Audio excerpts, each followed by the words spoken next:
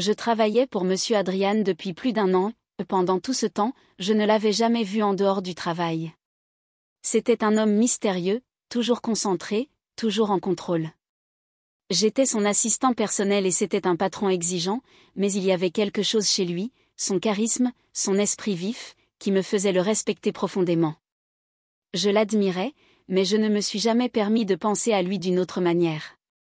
Après tout, c'était mon patron et j'étais là pour faire un travail. Mais un soir, tout change. C'était un jeudi et je venais juste de finir d'organiser quelques dossiers lorsque la voix d'Adrian traversa le bourdonnement silencieux du bureau. « Clara, veux-tu me rejoindre pour dîner ce soir ?» Son ton, sans son calme habituel, portait une touche de quelque chose de différent, de plus personnel. J'ai été surprise. Une invitation à dîner de mon patron ? C'était inattendu. Il avait toujours été très professionnel, séparant toujours travail et vie personnelle, mais je me suis vite calmée en essayant de ne pas paraître trop impatiente. « Je serais honorée, Monsieur Cole, dis-je, en offrant un sourire poli. « Bien. Je viendrai te chercher à 19h. Ne vous habillez pas trop formellement, c'est juste un dîner décontracté, a-t-il ajouté avant de quitter la pièce. À cette heure précise, une limousine noire s'est arrêtée devant mon appartement. Adrian était déjà à l'intérieur et m'attendait. Il avait l'air beau, sans effort. Son costume élégant lui allait parfaitement, ses yeux sombres brillant sous les faibles lumières. Il a souri quand je suis entrée dans la voiture. « Tu es ravissante, Clara, dit-il. » Je l'ai remercié en m'installant sur le siège à côté de lui. Le trajet était calme au début, seul le doux bourdonnement du moteur de la voiture remplissait l'espace entre nous.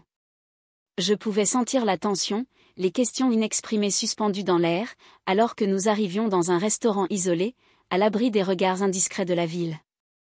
Adrian m'a conduit à l'intérieur. L'ambiance était sombre, avec des bougies vacillant sur chaque table. Nous étions assis à une table privée dans un coin. Je pouvais dire que ce n'était pas un dîner ordinaire. L'air était lourd d'impatience. Nous avons commandé du vin et des apéritifs, mais Adrian est resté inhabituellement silencieux. Ses yeux étaient fixés sur moi, m'étudiant d'une manière qui me faisait me sentir à la fois flattée et mal à l'aise. La tension dans la salle était palpable. Je ne comprenais pas pourquoi il m'avait invité ce soir. Et puis, quand le plat principal arriva, Adrian parla enfin. « Je voulais te parler de quelque chose d'important, » dit-il d'une voix basse et ferme, quelque chose qui me trotte dans la tête depuis un moment. Je l'ai regardé, ne sachant pas trop à quoi m'attendre. « Bien sûr, Monsieur Cole. »« Qu'est-ce que c'est ?» Il soupira, baissant les yeux sur son assiette pendant un moment, comme s'il trouvait le courage de dire ce qui lui pesait. « Clara, c'est difficile pour moi de le dire, mais je dois être honnête avec toi. » Son ton était désormais sérieux et je sentis un frisson parcourir ma colonne vertébrale. Mon rythme cardiaque s'est accéléré. « Je t'ai toujours admiré, » a-t-il poursuivi, pas seulement pour votre professionnalisme, mais pour qui vous êtes en tant que personne, votre gentillesse, votre intelligence, votre éthique de travail. Tu es quelqu'un qui fait la différence, Clara. Je ne peux pas vous dire à quel point cela compte pour moi. Je ne savais pas trop où cela allait, mais je sentais qu'il y avait plus. Ma femme et moi avons traversé beaucoup de choses ces dernières années, a déclaré Adrian, la voix tendue. C'est une femme merveilleuse et je l'aime profondément, mais il y a quelque chose avec lequel nous avons du mal. Elle ne peut pas avoir d'enfant. Les médecins ont déclaré qu'il lui était médicalement impossible de porter un enfant. Je l'ai regardé, ne sachant pas quoi dire. Je pouvais voir la douleur dans ses yeux. Je comprends que cela puisse être difficile à entendre, mais je ne sais pas vers qui me tourner, Clara. J'ai besoin de ton aide. Il s'arrêta, le regard inébranlable. Je veux que tu portes mon enfant. Les mots flottaient dans l'air comme une bombe. Je me suis figée, mon esprit luttant pour comprendre ce qu'il venait de dire. Tu me veux, quoi, ai-je finalement réussi à dire, ma voix étant à peine un murmure. Je sais que c'est beaucoup demandé, dit-il, sa voix s'adoucissant, mais j'y pense depuis longtemps. Ma femme et moi avons essayé toutes les options disponibles, mais aucune n'a fonctionné. Je ne peux pas supporter de la voir si navrée, après avoir fait votre connaissance, je pense que vous êtes la bonne personne pour cela. Tu as tout ce dont nous avons besoin, Clara. Tu es forte, tu es capable et je te fais confiance. Je pouvais sentir mon cœur battre dans ma poitrine. Je ne savais pas comment répondre. Ce n'était pas quelque chose que j'avais imaginé dans mes rêves les plus fous. J'avais toujours admiré Adrian de loin, mais ça, c'était quelque chose de complètement différent. Je ne sais pas quoi dire, balbutiai-je. C'est une décision énorme, Monsieur Cole. Je ne sais même pas par où commencer. Ce n'est pas quelque chose auquel j'ai jamais pensé. Il hocha la tête, comprenant mon hésitation. Je sais que c'est beaucoup demandé. Je ne m'attends pas à ce que vous preniez une décision maintenant, mais je voulais que tu saches que c'est quelque chose que je prends au sérieux. Si vous êtes d'accord, il n'y a aucune pression, mais je veux que tu saches que je serai là pour toi et que je veillerai à ce que tu prennes bien soin de toi. Vous n'aurez à vous soucier de rien. Je me rassis sur ma chaise, mon esprit s'emballant. Je ne pouvais pas croire que cela se produisait. Adrian m'offrait quelque chose que je n'aurais jamais cru pouvoir me proposer, quelque chose qui dépassait de loin le domaine de ma réalité. Je pouvais sentir son regard sur moi, attendant que je dise quelque chose, mais mon esprit tournait, essayant de donner un sens à tout. Comment pourrais-je accepter cela? Est-ce vraiment quelque chose que je voulais? L'Adrian, dis-je finalement, la voix tremblante, je ne sais pas si je peux faire ça. C'est beaucoup. Il ne s'agit pas seulement de porter un enfant, il s'agit de tout ce qui va avec, la responsabilité, les émotions. Je ne sais pas si je peux assumer ça. Il tendit la main par-dessus la table et posa une main sur la mienne, son toucher étant étonnamment doux. Je comprends.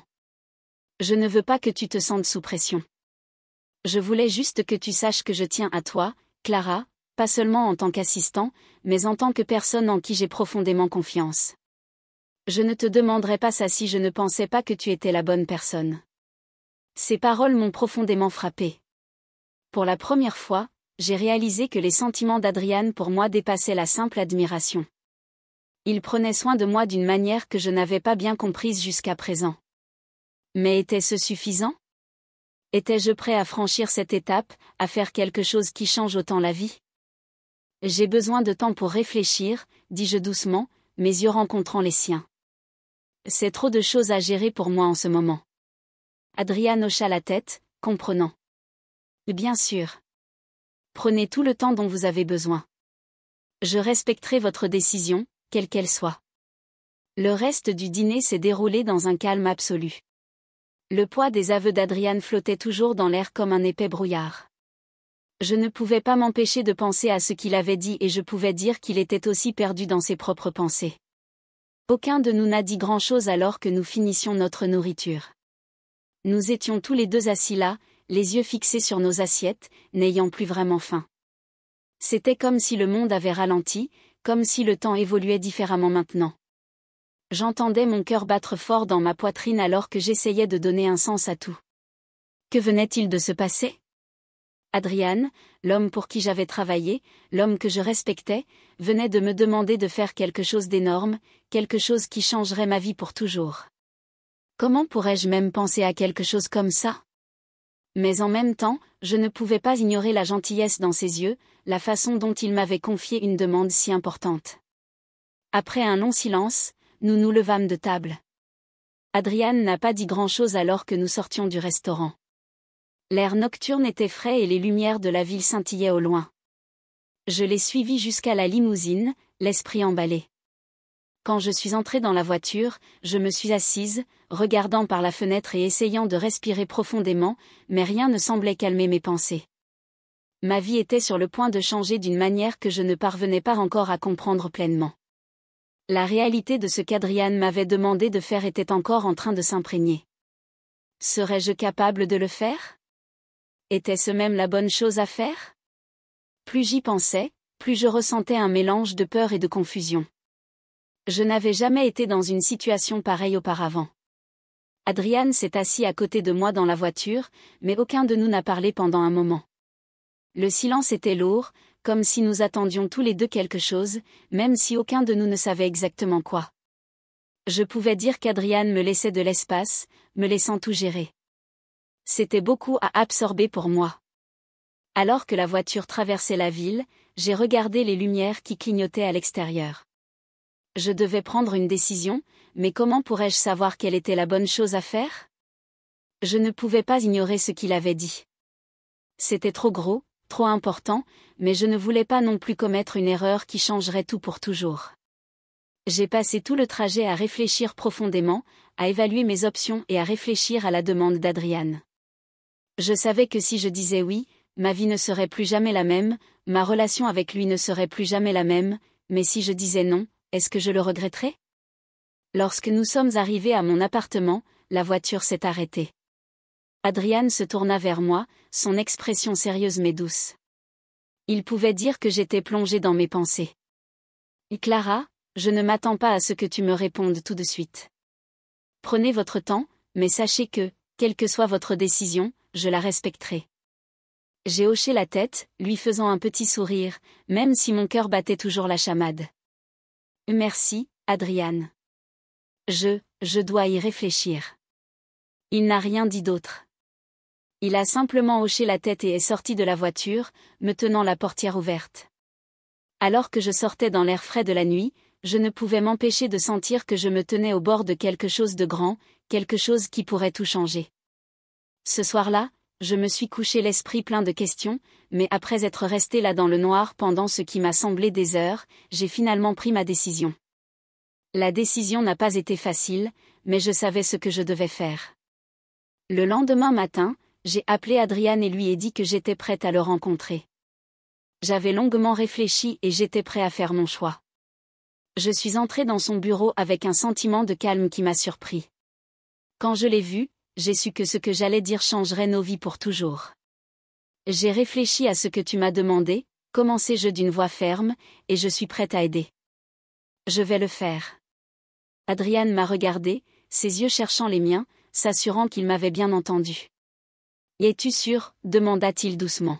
« J'en suis sûr, dis-je, et avec ces deux mots, tout a commencé à changer. Quelques jours plus tard, nous nous sommes donné rendez-vous dans un hôtel. La tension dans l'air était pleine de paroles non prononcées et de sentiments inavoués.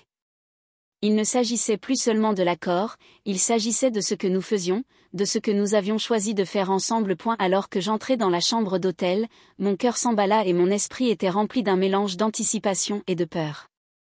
Ce n'était pas quelque chose que j'avais prévu ou même pensé qu'il se produirait, mais maintenant j'étais là. Adrian était déjà là, m'attendant. Il avait l'air calme à l'extérieur, mais je pouvais voir la légère nervosité dans ses yeux, la même chose que moi. Nous avons échangé de petites discussions, essayant d'ignorer la lourdeur de la situation, mais je pouvais en ressentir le poids. Je ne savais pas trop à quoi m'attendre, mais au fil de la soirée, il est devenu évident que les choses allaient plus vite que je ne le pensais. À un moment donné, j'essayais simplement de tout comprendre, de tout traiter, et l'instant d'après, les choses sont devenues plus intimes, plus réelles. La connexion que nous avons partagée à ce moment-là ne ressemblait à rien de ce que j'avais jamais connu. C'était étrange, mais réconfortant, comme si c'était la seule voie à suivre, comme si c'était quelque chose qui était censé se produire entre nous malgré toute la confusion. Les jours passaient et la vie continuait, mais quelque chose en moi changeait.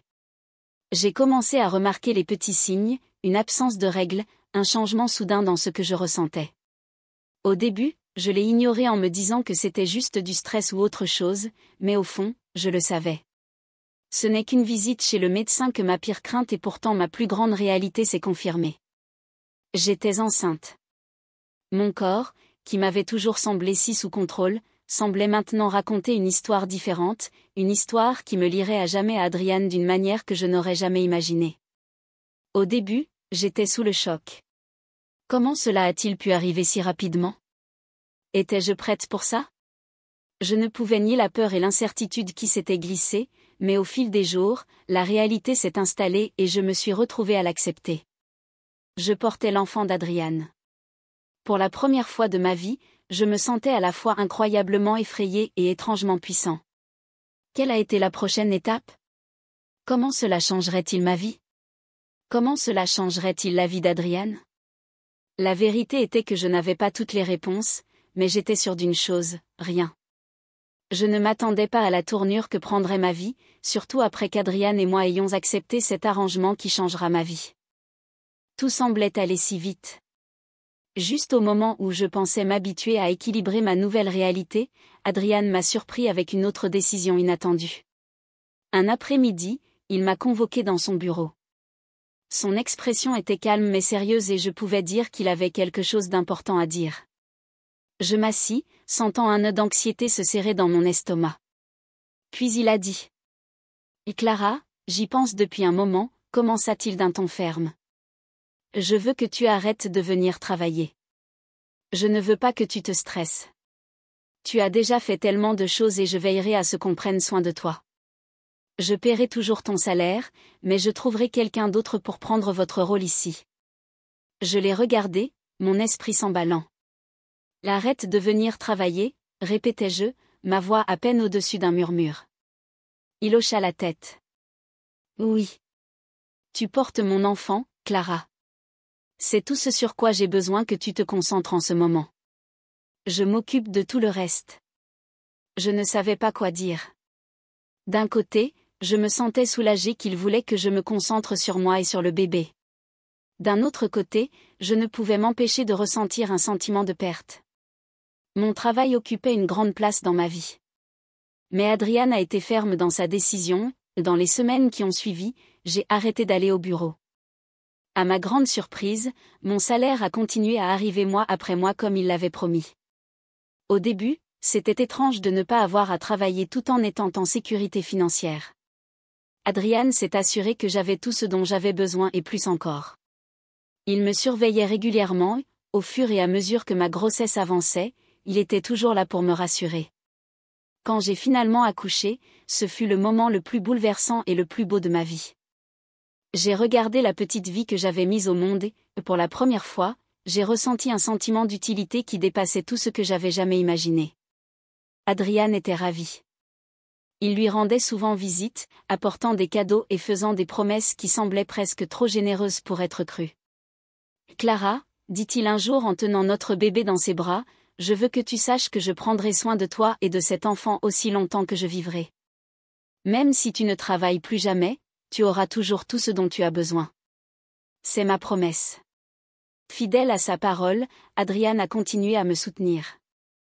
Les années s'étendaient devant nous et je me sentais en sécurité en sachant qu'il me soutenait. Mais juste au moment où je pensais avoir tout vu, Adrian m'a encore surpris. Un soir, il m'a invité à dîner dans un lieu privé. Cela faisait longtemps que nous n'avions pas passé du temps ensemble comme ça et je me demandais ce qu'il avait en tête. Pendant que nous mangions, il m'a regardé avec une tendresse que je n'avais jamais vue auparavant. « Clara, » dit-il en prenant une profonde inspiration, « j'ai beaucoup pensé à nous, à tout ce que nous avons vécu.